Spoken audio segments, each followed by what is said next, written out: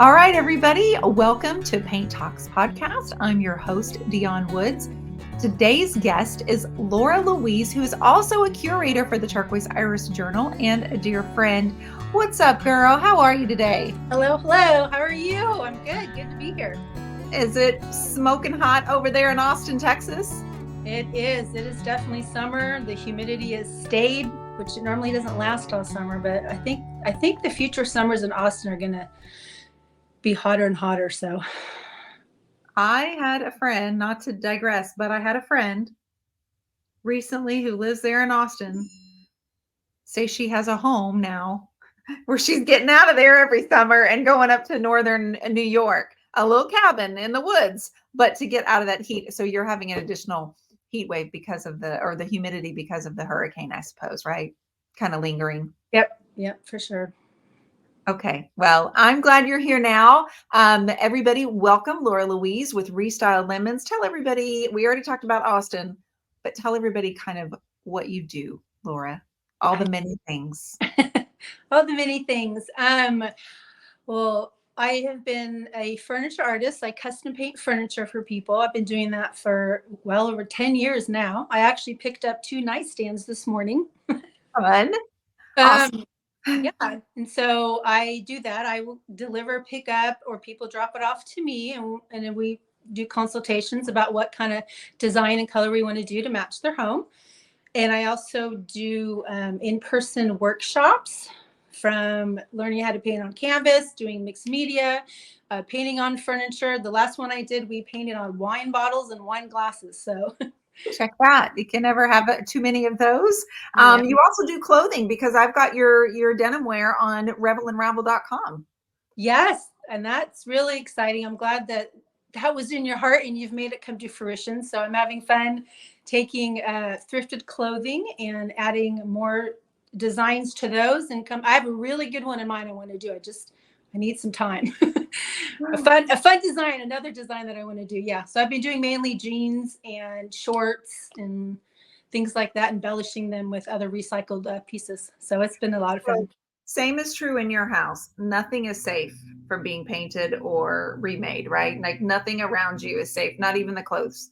No, so because Sophie's moving, and before she went on her Asia trip, she had downstairs just bags of old clothes, old everything. So I'm just like going, okay, what can I sew? What can I cut up? What can I make? Yes. I'm like hand picking through it, and I'm like going in the closets, and always, this is always going.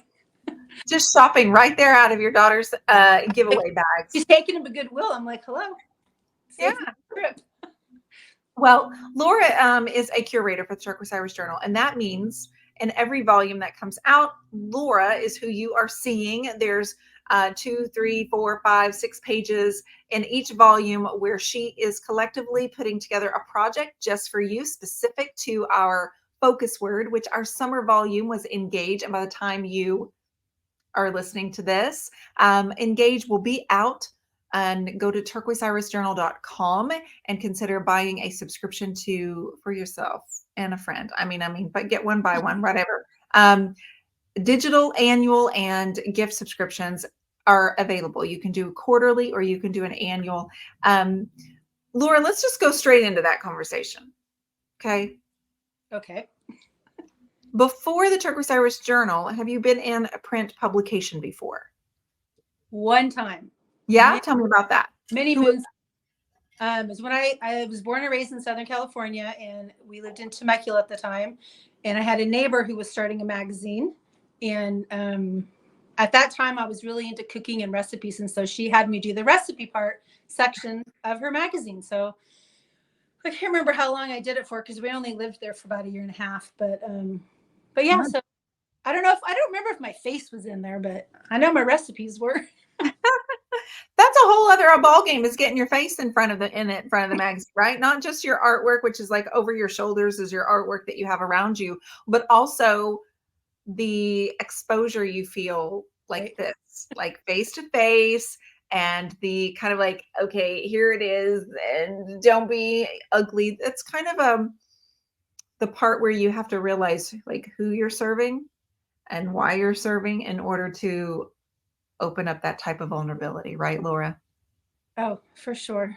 Yeah, that's a good part learning through the journal with you and Cami and Aaron is that we're serving somebody besides ourselves with the journal. And so whenever we're doing the articles or doing the blogs, Yeah. that's always the back of our mind is what does the reader need to hear from me and from my heart? And that helps. Yeah, it does. And even when we are coordinating our content, we have to think about our subscribers, obviously. But one of our biggest, teaching tools is to say, what do you want to read? What would you want to read if you were picking up this magazine and needing motivation or inspiration, or a how to? What would you like to learn? Because we can probably bet that our audience is just like you and I, right? So what have you learned about yourself going through that process? The process of writing articles. Yeah. Yeah. And taking photos and doing all that. What have you learned about yourself? So probably the first thing that comes to mind is probably I can do more than I think I can. Because when you're a people pleaser and a mother, you're like all about everybody else. And so I'd put limits on myself because, I only need to go so far to do certain things. But when you're able to, tap into your creativity and you get to hang out with other people in that same community, it's exciting and fun to see what I've been able to accomplish that I never thought I would. So just expanding those borders and being excited to keep spreading my wings and doing more and trying more. Absolutely. And I know that you've spent a lot of time in your past working with children. You had an in-home daycare and educating children, and that's just something that you're super passionate about, is just teaching, right? Yes. No. Yeah. I taught for over 20 years preschool, so that was fun. Yeah. Doing it in my house was probably the most fun just because I was in charge. Yeah. I got to do what I want. I mean, and they got lesson plans. Trust me, I got full blown science, math, all that kind of stuff from ages, 2 to 6. So and I'm sure any teacher would say this. It's just when you're putting things out there, hands-on learning, and you're seeing them learn it and be excited about that they actually got it and figured it out and applied something, and the smile on their face, and you can just that is a reward in itself, knowing that they gained something, that they can keep and move on to the future with. So Yeah, absolutely. It's such a rewarding job. It's more than a job, it's a lifestyle. So, Laura, do you remember kind of the time when you're painting and you're creating and furniture painting? Do you remember about the time that shifted into more than a hobby and becoming Restyled Lemons? And how did you know? Because I feel like a lot of our listeners are kind of on the fence, or they've dipped their toe and then they come back and they dip their toe and they're like, that did not for me. Like something scared them, like taxes or social media or something. So how did you know when you needed to go forward and not look back? it's a good question. I remember, doing in the garage. I mean, I've been creative my whole life. And I think I started doing mixed media on canvas. I mean, years ago before I came back and did it. And somebody had noticed my mixed media work and asked if I'd ever tried painting furniture. And she was kind of an entrepreneurial spirit. And so she wanted me to work along with her. And I'm like, okay. I just paint stuff in my, I don't think I had started full blown doing it for anyone else. It was just for me and for friends. Yeah. But she kind of tapped into that whole doing it for a business thing. And I'm like, well, my dad was an entrepreneur. My husband's an entrepreneur. So it wasn't like something completely new to me. Okay. But I think she kind of instigated it and she kind of left the scene. And I just, people liked what I did. And the big, huge thing that probably helped me launch it even further was because she introduced me to you. She was like, you ever heard of the turquoise iris? I'm like, I have no clue who that is. And that was back in the day when Facebook was like trying to find people on there. So I looked you up and I'm like, wow, she's got cool stuff, right? So I think it was starting to follow you, part of her and those two teaming up. And then obviously your creative connection. that's where it solidified. Because I'm like, okay, if she can do this, why can't I do this, right? And so Yeah. I think I slowly developed it into a business doing, like baby steps. I'm like, okay, let's see if I can do this. Okay, I did that. Okay, now let's see if I can do this, and so on and so forth. So I love that you said that. And this is the perfect intro to having an idea, a concept, rolling with it, seeing, can I do this? Deciding, do I like this just because I can? Like, that's another thing that I think a lot of entrepreneurs who are like, oh, I'm just going to paint stuff and flip it and throw it on Marketplace. Yes. But then sometimes some people have this like stirring of like, I think I can do more. I think I want to do more. I think I want to go to this retreat, connect, learn, dive into what this looks like. And then something else changes. Like with growth comes change, and with change comes growth. Like they work really hand in hand. And can you say like how many times you've kind of redirected your focus inside your business, inside Restyled Lemons? I mean, even just Restyled Lemons, how many times do you feel like you've changed your focus? And maybe you haven't. Like that's just it. I get so Well, I many know times. that because being connected with you and being a creative connection and then doing EBD, that has helped guide my path of where I can take this business, right? Because at first you're sitting in the garage painting, and I said, oh, I like that, can you paint me one? Sure, first step, right? And then you get engaged with someone who has a group of customers, and then I kept getting referrals, and then I met you, and I'm like, ooh, I can really turn this into a business, right? So I think like probably after a couple years of going, oh, well, maybe I want to sell this online. Like maybe this, instead of just being, on Facebook, I wasn't even Marketplace. I think it was in my It's name. Craigslist. It Mine was was in my, Craigslist. yeah, Craigslist has never been successful, but it was our neighborhood group where I lived for 13 years. Got it. Every Tuesday they let us do business posts. And so I just referral after referral after referral for the first like 9 years. And then we moved 45 minutes further away. And I think just being part of the EBD and seeing the whole social media part of it, that's stepping your business out of your garage into the whole world seeing it. And Mhm. then, forward into creating a website, that's a whole nother launch of our businesses.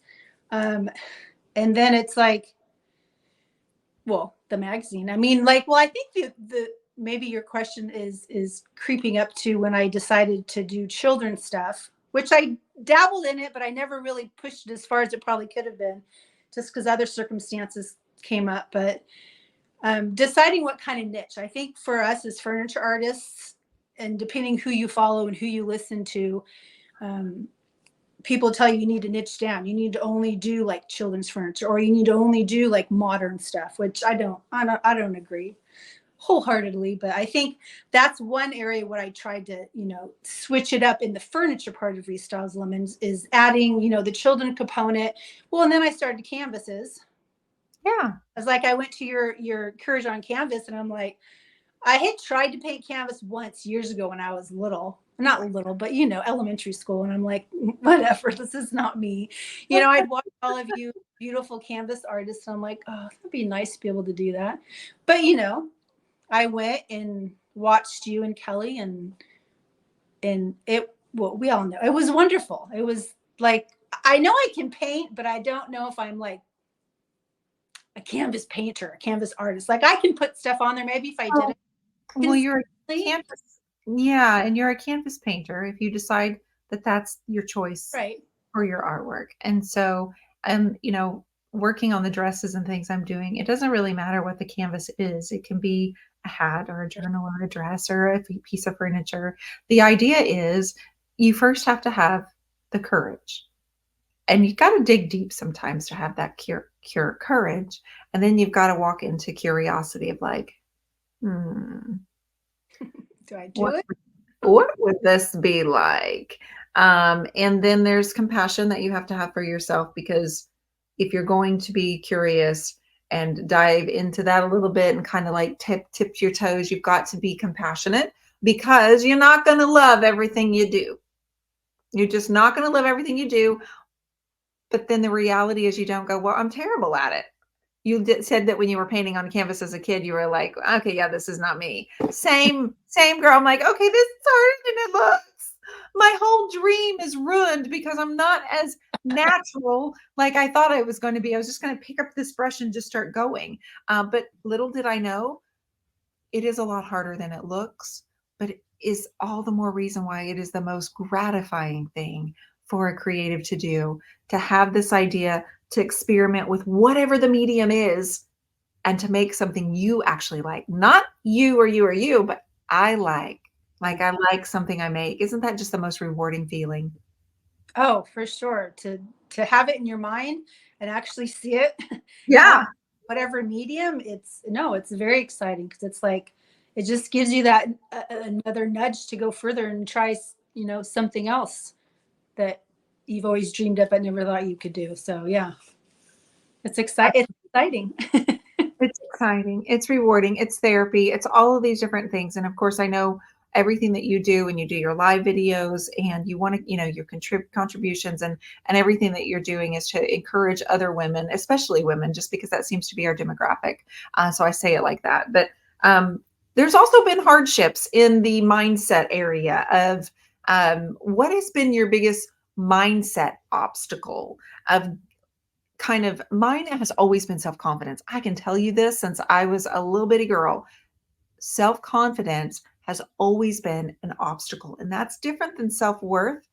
That's another whole thing. I think I have more self-worth than I realized. Now that I'm looking back, I actually think I did have more self-worth. But self-confidence, I have just always struggled with it until really solid, in my 40s. What about you? Is it perfectionism, self-sabotaging, procrastination, self-doubt? There's a lot of different mindset blocks that we run into. So what's been your biggest challenge? I say all the above. No, I'm just kidding. That's a fair answer. Yeah. It's a little piece of everything. Yeah, fair answer. I think I'm trying to tell myself I'm a recovering people pleaser to change my mindset. But I know when I first started like the live videos, I was like, is anyone going to care that I'm on here? Like, do they even want to see? Am I even good enough? Like, that always went through my mind because probably the comparison, because, seeing people out there that are so good at what they do. And I'm just at the beginning of that journey and I know we all know through all of your great heart talks that you don't compare yourself. You're in different stages for a reason, and someday you'll be at that same stage too. But I think in the beginning, it's really, really hard to put yourself out there when you know that all those accomplished artists are already there and have so many, you know, followers and successful and whatever they think successful is. Mhm.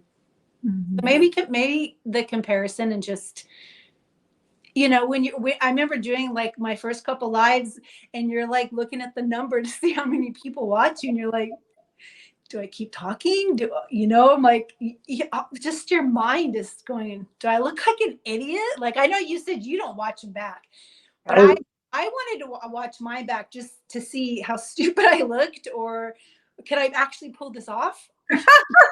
to see how dumb I look. That's why I don't watch them, honey, because if I watch myself and go, okay, like I think you should just throw in the towel. And I just don't want to do that to myself. I'm like, give yourself a break, lady. Like at least just do your best, be you, because that's the thing I love about live video, Laura, is you can't edit it. Like you see me for what I am. Like here it is. Like it is. I can't script it. Whatever comes out of my mouth. Then there's Matt. He's singing a song, and I'm like, really? What are we doing? Why are you showing your feet on the video? You think that's funny? I mean, yesterday he came in around the camera and put his hands on my face while I was live, and I'm like, what are you doing?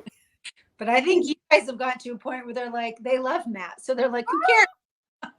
It's just Matt and Dionne. But a lot of that is the part of life for me that just makes it more interesting. It's if you don't try, you won't know. And I think you are always so good, Laura, at being very vulnerable and honest with, I don't know, can you help? A lot of entrepreneurs who are self-employed will say, I feel like I'm supposed to know and I hate asking for help. And that's such a self-sabotage way of approaching life. How can you know what you don't know? Right. Like, move your ego out of the way. And I am so guilty of that. Like, that is an ego thing that keeps you from raising your hand or saying, I need some help. That is an ego thing because for some reason, somewhere down the road when we were little, installed this behavior of us of like, you should know. I should know. How would I know? I mean, it's just this constant dialogue that's like, I'm just going to ask for help while you two argue. Right. Right. Right? Or you got to remember, there is no dumb question. Right. But then you question that, right? That's right. Right. Wait, I feel like this is kind of dumb. Like, you know what I mean? Like, I feel like someone might have already said this before. But again, where do you see your next move going for Restyle Lemons? Like, what's on the radar? What can we expect from you, Laura? Is this where I tell about reinventing myself? Absolutely. Get in there, girl. Well, to be honest, I guess Restyle Lemons is still going to be in the, I guess, furniture painting business. And it's funny because I know you and I have talked through our Marco Polos that the furniture business kind of just poo-pooed itself. It just, I mean, I was getting referral after referral, and then it just stopped. But it's so funny because in the last probably 2 months, and 2 months coming forward, I've like booked out on stuff. And I'm like, yay, God. But it's also kind of funny because in the midst of having to deal with everything I did for almost 10 years, just kind of come to a screeching halt. And I don't think it's anything I did, with the economy and just all the lovely things in this world that happen. Yeah, it's more about people holding on to their money just a little bit for a minute. Yeah. Let me just hold on to this for just a second before I upgrade my dresser or my upgrade something in my bedroom, because I can always do that next year. So right now I'm going to hold on. Yeah. But you're saying things have picked back up. Well, maybe a little bit, because I have heard that, that people were holding on to their money because of COVID, that they want to use all that money to go vacation now, to go travel, because they could do it before. And I'm just like, all right, well, when you're done with that, come back, right? No. But I guess what I'm getting at is, so Restyle Lemons is going to stay there. I'm still going to do workshops and do a retreat, the one that's coming up. But I in the midst of that year of not having much business, I kind of had to reinvent myself and figure out, okay, I'm an entrepreneur. I can't go back to a 9-to-5 job, right? Teaching. I mean, I could if I had to, but as a creative, you're like, obviously you're in your mind going, what can I do? What can I do? There's so many things that I can do that I know of, being in the creative business for 10 years. So I kind of sat back and I realized, you have coached us all about how to market on Pinterest, on, the social medias, Instagram, Facebook, TikToks, that kind of stuff. And I found myself having more fun promoting other people and getting their projects out, getting their events out, because I think I just got frustrated trying to keep up with the algorithms. So I think in the midst of trying to reinvent myself, I kind of fell in love with Pinterest. And so I have done a severe dive into learning all things Pinterest. Okay. And, so like I said, Restyle Lemons is going to stay there, but I am in the midst of creating a whole nother side of Laura Louise, and I don't know what I'm going to call it yet, of being a Pinterest VA and manager, and with Canva as well. So, okay. Because I love doing the pins. I love creating the reels, the templates, all that kind of stuff is the creative part. Yeah. And it's funny, you would appreciate this because I was listening to what it all entails to be a Pinterest manager, and you have to have that creativeness, but you also have to be analytical. I was like, what does that exactly mean, you know? Because Yeah, you gotta use I both don't want sides. those spreadsheets. No, but you've got to use your both sides of your brain to Right. But be. I love to be organized. Like you should see my pantry. It's organized by baking. It's organized by cans. It's organized by, you know.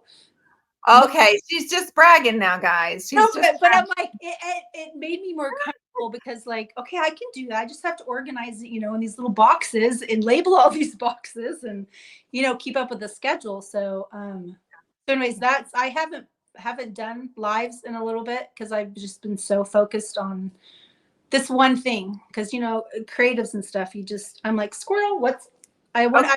everything. So let's rewind for a second. So you have found that Pinterest, you knew Pinterest was an excellent resource, but you are kind of wanting to kind of teach others the value and be a VA and work for other creative people so they can expand on their business and they can actually use Pinterest as a tool as well. And so you've been doing the training, you've been doing it in the time so they can hire you to take over their Pinterest.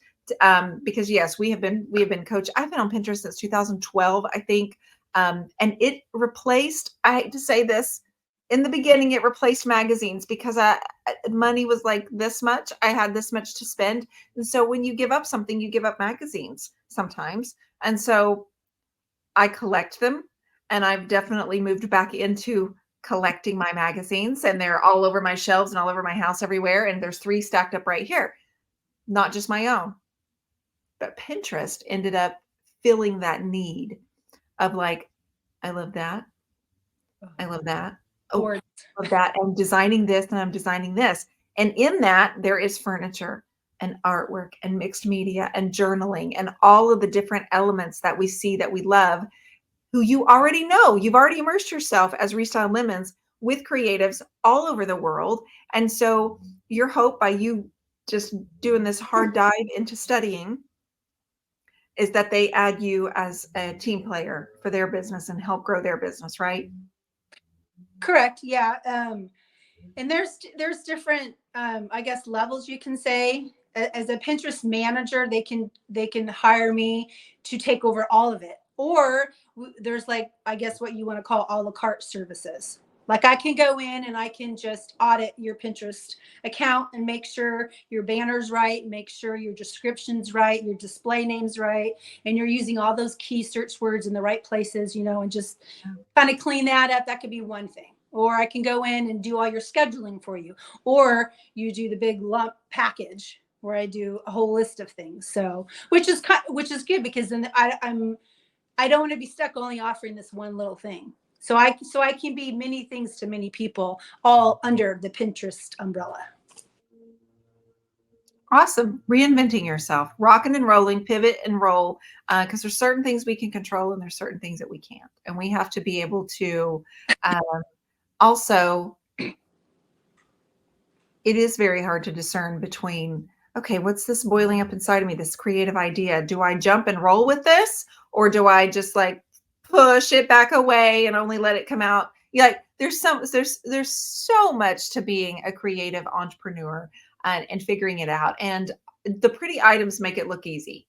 All the pretty stuff just makes it look easy. Right. There's a lot behind that book cover. Oh, right, exactly. Laura, when you think of um, the biggest probably asset, I would like to say, in the last 5 years of just helping you be the best that you can be, the biggest asset, is it someone? Is it a group? Is it a relationship that you have? Is it one conversation? Like, what do you think has been the biggest gift to growing your creative business? Do you think? Can you narrow it down to one? It's hard. You know the answer to that. Come on. Well, first and foremost, I know it's my faith because having quiet and still times listening, you know, to make sure I'm not messing up what I'm, you know, designed to do, so to speak. But the creative connection. I mean, I can't stress it enough to people in the creative business. And we know that behind the scenes, there can be just chaos. I mean, we're all human and we all get jealous and we all want this and that. But you have found a way and to bring like-minded people together in your creative connection. And I think if I hadn't been in that creative connection, I don't know if I'd be where I am today, because just the things you offer, the people that you attract, the people that I have become really good friends with, that I talk to on a weekly basis, and getting to level up in my business and going, oh, I can do that. I didn't think I can do that, and you have your team teaching us. I think by far the answer is the creative connection. Oh, I wouldn't be here without it. And I think anyone listening to this or thank you. watching it on YouTube, that if you're a creative and you're either just starting or you're kind of just, teetering between to stay or go further, you need to find your tribe. I mean, I think the creative connection is where you need to be, but But wherever that is, like, so community is the main thing. Like finding a group of people that are, like you said, that are like-minded, that you can bounce ideas off, learn from. I created the group 7 years ago, Laura, because I couldn't find that. And aside from not being able to find it, I didn't know I needed it. I didn't know what I needed. I really didn't know what I needed. I just was asking for help and not getting answers. And it was, one, really hard for me to ask for help. And secondly, I wasn't getting anywhere. And so I thought, well, I know some stuff. So I'll create what I couldn't find, and I will put out the energy that I want back, and we'll see how this goes. Within that, I've grown, you've grown, like everybody grows where they plant seeds. most, And yes. I planted a lot of seeds there. So I don't think I've done it myself. It has been an entire community of people. Again, faith. It's my responsibility. It's my purpose. It is where I am the most at a space where I can thrive. And so with the need to create was because I couldn't find what I was looking for. And it's always a great starting point for Right. someone to do the same type of thing. What is it that's missing? What would help propel you forward? And start it. Just go for it. You won't know till you try, No, for right? sure. Once you find that community, I think putting what you've taught us, I think just like faith, you need to put it into action. Like I know that I did for probably the first couple of years. I just sat there and listened to everything, and I soaked it up, but I didn't really do much about it. And it didn't start working in snowballing into anything until I actually put it into action and did what I was told, how I was told to do it, and it makes a huge difference. So you gotta you It gotta does. healed and You got to get it. You got to build that inertia and then get the momentum swinging. But on the other hand of that, you still did the work. You still decided and made a choice that you had value and that you were worth it. I was just talking, I just interviewed Cheryl Tachi with JJ Bean, and she has 5 businesses, and they're all just as important.